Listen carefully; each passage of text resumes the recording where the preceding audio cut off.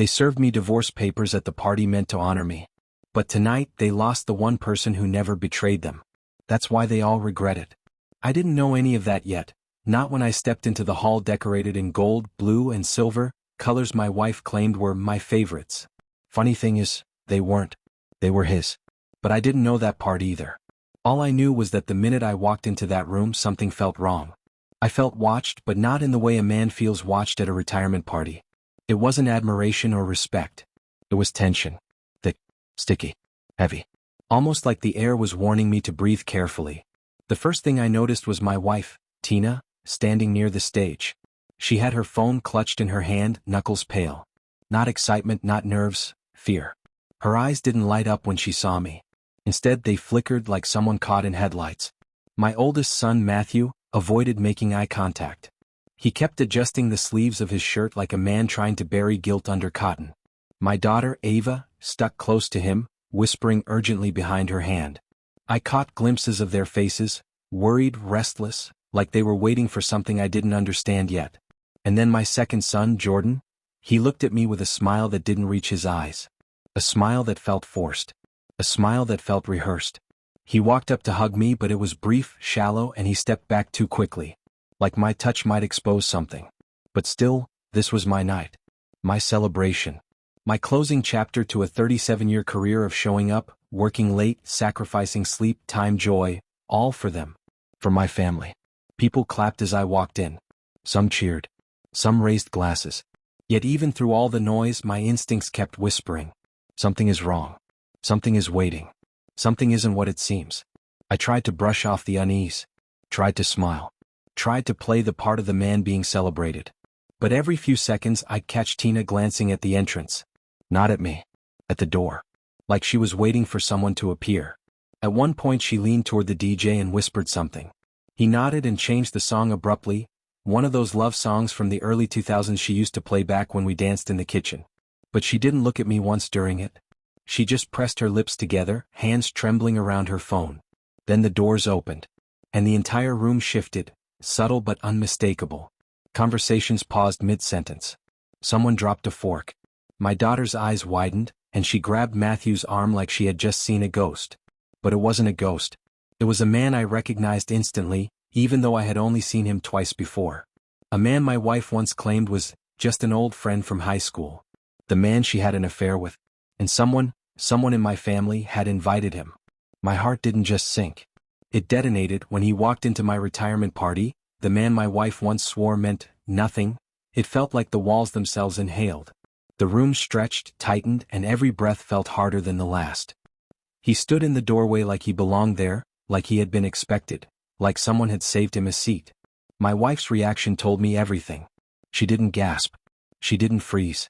She didn't even pretend. She exhaled, slowly, like she had been holding her breath, waiting for him. That was the moment I realized, this wasn't a coincidence. He didn't crash the party. He was invited. By who? My eyes flicked from one child to another, searching for the guilty one. I saw it first in Jordan, the quick dart of his eyes toward the floor. A split-second surrender. Matthew swallowed hard, jaw tightening. Ava looked between the two of them, her face turning pale as milk. They knew. All of them knew. And I was the only one in the room living in a lie. I took a step forward, trying to steady my breathing. Trying to keep my hands from trembling. My wife hurried toward me, her movements stiff, mechanical, her voice low enough for only me to hear. "Mark, don't make a scene," she whispered. I stared at her. A scene? What scene? Her eyes flicked toward the man behind me, the man who should have been nowhere near my family, yet here he was, dressed in a suit like this night meant something to him too. She tightened her grip on her phone. Just, let everything happen the way it should. Please. The way it should? Those words sat in my stomach like wet cement. Before I could force an answer out of my mouth, the event planner rolled out a cart toward me, decorated, wrapped, covered with silver bows. The retirement cake. The centerpiece of the night. The DJ softened the music. People clapped again. The box was large. Too large. And too stiff. A regular cake box had some give to it, but this one felt like a suitcase. The caterer, a middle-aged woman with warm brown eyes, leaned toward me and whispered nervously, "Sir, your wife said you should open this yourself. She said it was important." Important. I didn't know it then, but that word would carve itself into my memory like a brand. I placed my hands on the lid. And for a split second, just one, my wife looked at me with pity. Not love. Not guilt. Pity. My heart hammered against my ribs as I lifted the lid. No cake. No frosting. No celebration inside. Just a thick envelope. White. Legal. Cold. On the front, my full name. Inside, divorce papers. Signed. Dated. Filed. Gasps erupted around the room. Someone shouted. Someone else swore under their breath. My daughter's hand flew to her mouth as tears filled her eyes. Jordan whispered, "Mom, not like this," but his voice cracked because he knew he'd been a part of the plan. I looked at Tina. "Here?" I asked quietly. "At my retirement party?" She swallowed hard. It needed to be done. Then her phone buzzed. She glanced at it quickly, too quickly. A message. From him. And I finally understood. This moment wasn't an accident. It was an orchestrated exit. One my own children helped her plan. And I hadn't even hit the worst part yet. People think betrayal happens in a moment. One catastrophic explosion, one accidental discovery, one careless mistake. But that's not how my story unfolded.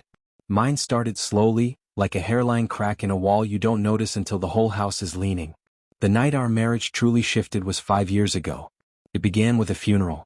Tina's mother, strict, controlling but fiercely loyal, passed after a long illness. Tina had always been complicated with her, always seeking approval she never quite earned. But when her mother died, it was like the last anchor of who she'd been was ripped away. I remember the night after the burial. We were lying in bed. I reached out, touched her arm and whispered, "I'm here." She didn't say a word. Didn't turn. Didn't breathe deeply. Just stayed still, too still. In the months after, she drifted. Not physically at first, but emotionally. She smiled less, laughed less, kissed me differently, if at all. I chalked it up to grief. Grief does strange things to people. It makes them vanish into themselves. What I didn't know was that grief also opens doors. And through that door walked a name I hadn't heard since our early years of marriage. Daniel. Her high school friend. Her first almost. The boy her mother hated for her. The man she'd reconnected with on Facebook 3 weeks after the funeral. I didn't notice the signs immediately. They came as small things. Things you excuse because you love someone and because love makes you foolish. Like the first night she came home late. I remember exactly how she looked.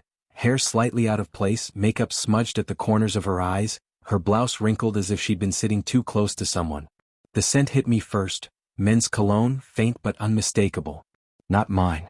Not her father's. Not anyone from her office. I asked gently, "Long day?" She hesitated, too long, and then said, "Just errands." Errands that left a blush on her neck. Errands that made her avoid my eyes. I tried to ignore it. God knows I tried. But 2 weeks later, I found a jacket in her trunk. A men's jacket. Navy blue.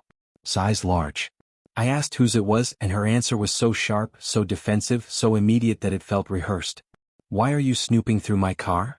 I wasn't. I'd been loading groceries. That night, she cried, not because she was innocent but because she was caught too early.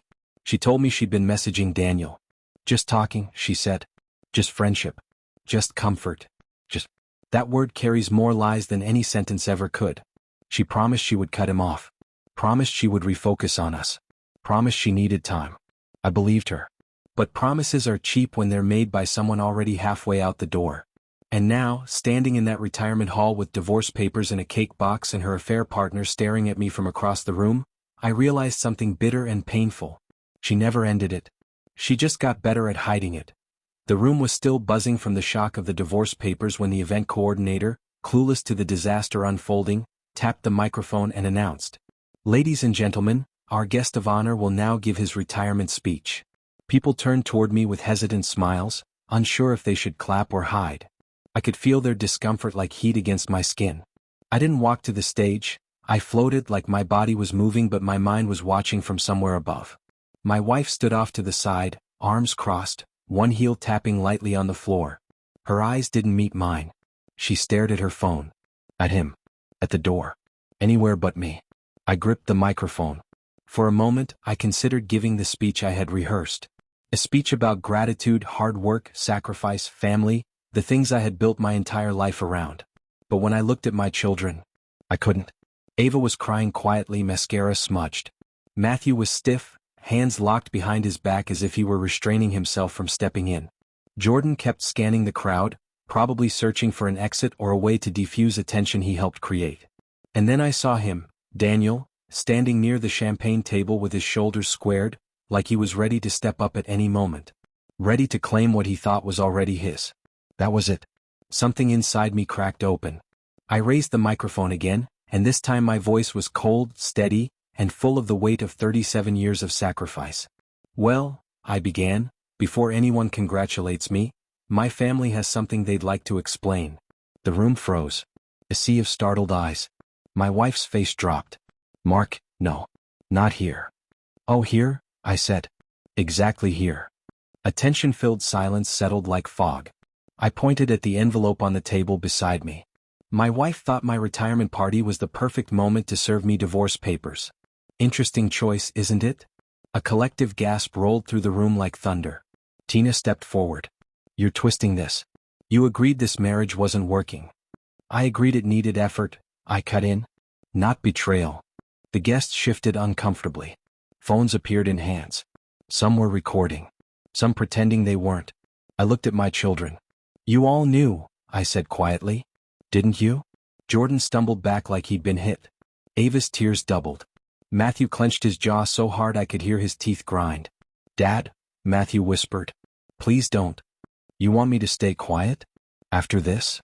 I shot back. Then I turned to Tina. How long have you been planning this? She blinked, lips trembling. Mark, don't do this. How long? Her eyes flicked, just for a moment, toward Daniel. And that was enough. 7 months, she finally whispered. The room erupted into murmurs. 7 months. 7 months.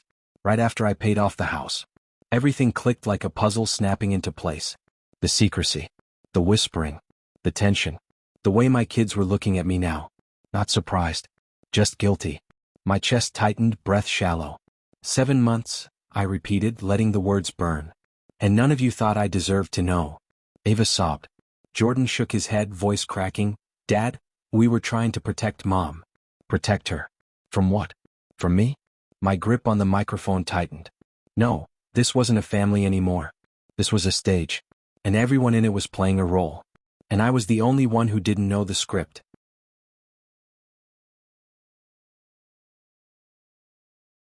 7 months. The number kept echoing in my head long after the murmurs died down. 7 months ago, I was doing something I thought would strengthen us. I remember the morning clearly, because it was the last time I truly believed my wife was still on my side. It was a Tuesday, early spring. The kind of morning where the air feels soft and full of possibility. I woke up before Tina, kissed her on the forehead and whispered, I'm going to run an errand. Be back soon. I didn't tell her where I was going. I wanted it to be a surprise. For 27 years I had carried that mortgage like a second job. Overtime shifts, double holidays, weekends everyone else spent relaxing. I spent them working, reminding myself that someday it would all be worth it. That someday I would pull into the driveway and feel the weight finally gone. Our home was more than walls. It was where we raised our kids, where we dreamed, fought, made up, planned trips we never took, and where we sat on the back porch drinking cheap wine on humid nights pretending we still understood each other. I walked into the bank that morning with a check for the final payment. I remember the teller, an older woman with silver hair, smiling warmly at me. Congratulations, she said. Paying off a home is a big milestone. I felt proud in a way I hadn't felt in years. Thank you, I told her. My wife's going to be thrilled. Looking back, I can't believe how certain I was about that. How naive. When I walked through the front door later that afternoon holding the stamped paperwork, expecting Tina to jump into my arms out of gratitude, she barely looked up from her laptop. Oh, she said. That's good. Good. Good. That's all I got. At the time, I chalked it up to stress. She was always tired, always distant. I told myself maybe she was overwhelmed, maybe she needed a moment. I didn't know that while I was signing papers to secure our future, she had already started building a future without me. Because 7 months ago, right around that same week, was when she reconnected with Daniel. I didn't know all the details yet, but as I stood on that stage now, in front of everyone, watching her eyes flick nervously between me and him, I could feel the truth rising inside me like a tide. The distance. The sudden nights out. The excuses. The phone always face down. The way she started wearing perfume again. The gym memberships. The new wardrobe. The late night walks, alone. All of it. At the time I didn't see it. I didn't want to. Because I was busy working, busy fixing the house, busy providing, busy giving everything I had left to a woman who, apparently, had already stopped being mine. I stared at her from the stage and I felt something inside me hollow out. 7 months ago I paid off the house. 7 months ago she stopped loving me. And maybe, just maybe, she wasn't the only one. Because as my memories kept rolling backward, sliding into one another like dominoes, something else clicked inside my mind. A detail so small, so easy to dismiss, but now suddenly burning with meaning. A moment involving my son, Jordan. And a lie he told me the same week I paid off the house. A lie that didn't matter then. But that changes everything now. I didn't knock. I didn't breathe. I didn't even think. I just turned the doorknob to my mother-in-law's house and walked in, because at that moment I felt like a man who had already crossed every line imaginable. The house smelled exactly the same as the last time I'd visited, fried plantain, lavender polish, and that unique scent older homes carry like time itself lives in the walls. My heart hammered so hard I felt it in my throat, but my face stayed cold. I could hear voices from the living room. Oh, urgent. My wife's voice was shaking. And then her mother's, calm, sharp, cutting through everything like a blade. They didn't hear me at first.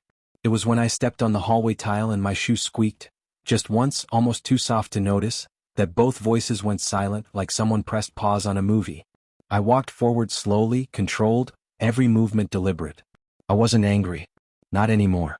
I was something quieter, heavier, like a storm that has already destroyed the village and now just rains out of habit. My wife stood from the couch so fast she almost tripped. Her eyes were red. She must have been crying for a while. Her mother, meanwhile, looked at me the same way she always did, like she was ready to scold me for not being what she believed a husband should be. But for the first time I didn't feel small under that gaze. I didn't feel guilty or dependent on their approval. I felt done. My wife took a step toward me, then stopped when she saw my face.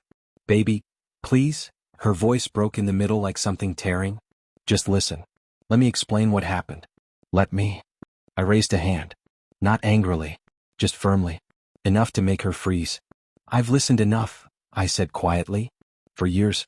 I've listened. Her mother scoffed lightly, folding her arms. So you've come here to do what? Make a scene? Embarrass us? You men always think the world ends the moment a woman messes up. I turned my eyes on her, and for the first time since I'd known her, she went silent. Completely silent. This isn't about the world ending, I told her. It's about my marriage ending. My wife let out a sound like she'd been hit. She grabbed the edge of the table to steady herself. Don't say that. Please don't say that. I know I messed up, I know, I swear I know, but it wasn't what you think. I wasn't going to do anything with him, I just... Your conscience is your confession, I said. It slipped out before I could stop it because in that moment it felt painfully true. Her mother stepped forward. Young man, you will not speak to my daughter like... Enough. My voice was calm, but it cut the air clean in half. You don't get to guide this conversation anymore. And then I did something that surprised even me. I sat down, slowly, deliberately, on the single chair facing both of them, like a judge taking his seat. My wife's breathing picked up. She wiped her face, trembling.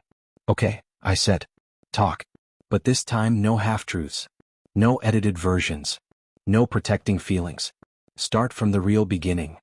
My wife swallowed hard, and when she opened her mouth, her voice shook, but her eyes finally met mine with the kind of honesty people show only when every lie has already collapsed. Fine, she whispered. I'll tell you everything. But before she spoke, I noticed something subtle, something I wasn't meant to see. Her mother shot her a quick look, small but sharp, like a warning. And just like that, deep in my gut, I felt it. There was something bigger. Something I hadn't been told.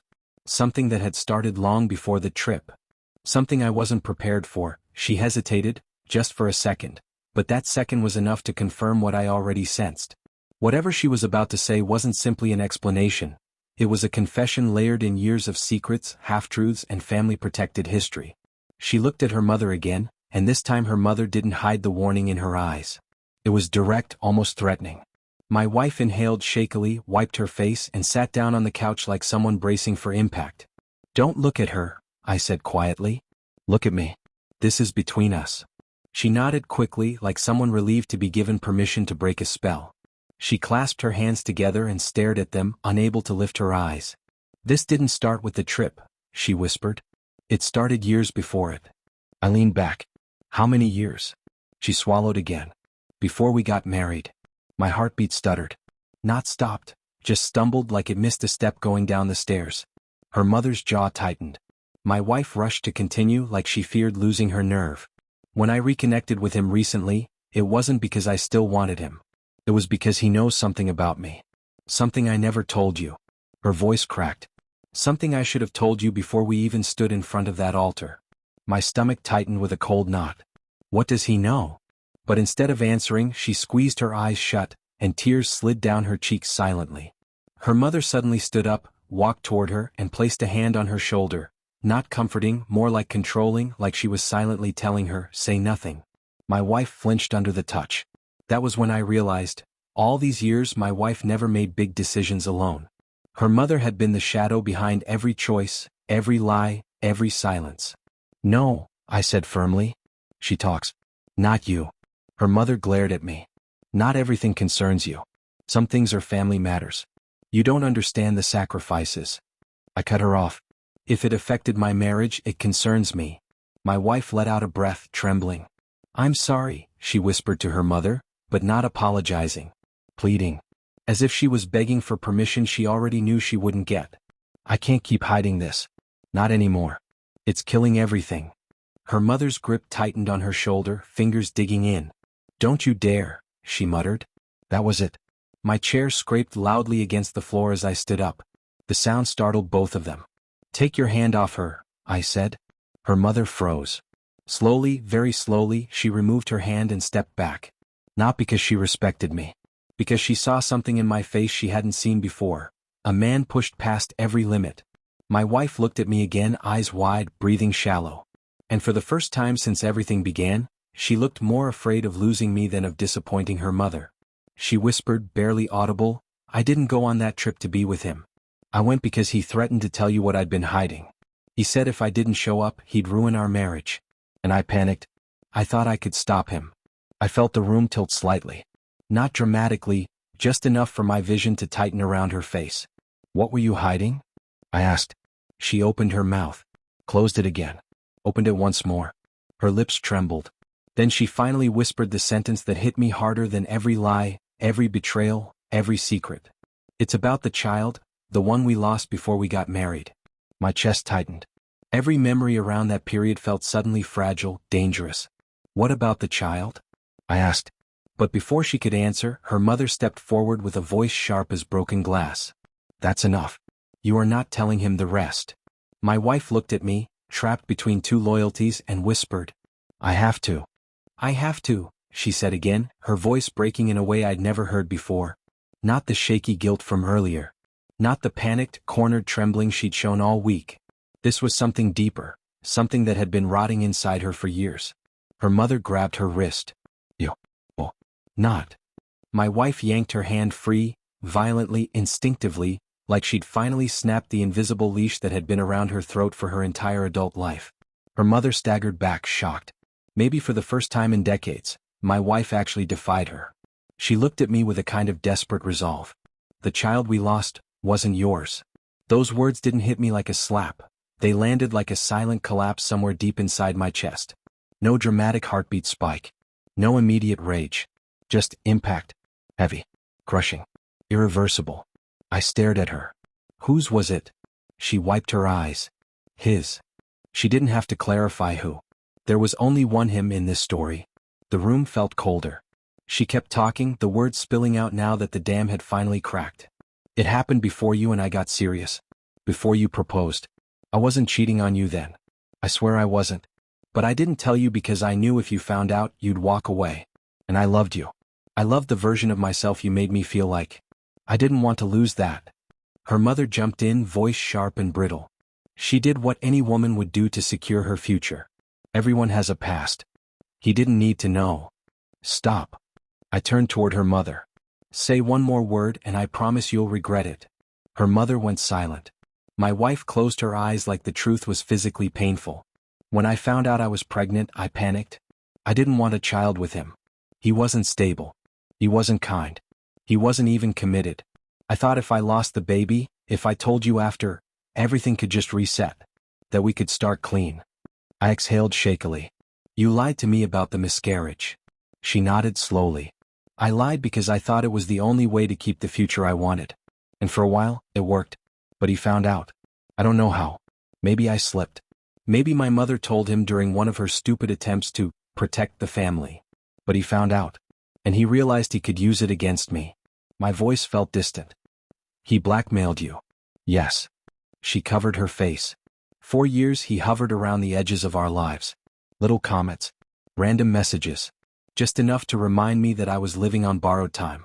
When he threatened to tell you everything, I tried to shut him down. But he wanted more. Power. Control. Access. When I didn't give it, he threatened to expose me at your retirement party. That's why he was there. I remembered his smirk. That arrogant, satisfied expression. Like he knew he had already detonated the bomb. My wife whispered. I panicked. I made the worst decision of my life. I thought if I gave him one meeting or one conversation, he would drop it. Instead he took pictures. And he threatened to twist the story. My jaw tightened. And you folded. She nodded. I folded. And I'm so sorry. Her mother stepped forward again. There. He knows now. You happy? Everything is ruined. And it didn't have to be. This time my wife cut her off. No, Mom. Everything was ruined because of you. You taught me to lie. To hide. To manipulate. You taught me that men were banks, not partners. That survival mattered more than honesty. I followed your rules and lost the only person who ever loved me without conditions. Tears streamed down her face. I ruined my marriage trying to save it. I sat down slowly, rubbing my face. The truth hurt, but it finally aligned every broken piece into something that made sense. No logic gaps. No unanswered questions. Just ugly, tragic clarity. After a long silence, she whispered, "Is there anything left in you that can forgive me?" I looked at her, not with rage, not with pity, but with the exhausted sobriety of a man who finally sees the whole picture. I don't know, I said honestly. But for the first time, I'm finally hearing the truth. Her shoulders collapsed in relief and sorrow at the same time. Her mother looked horrified. And I realized this wasn't an ending. It was the first honest moment in our entire marriage.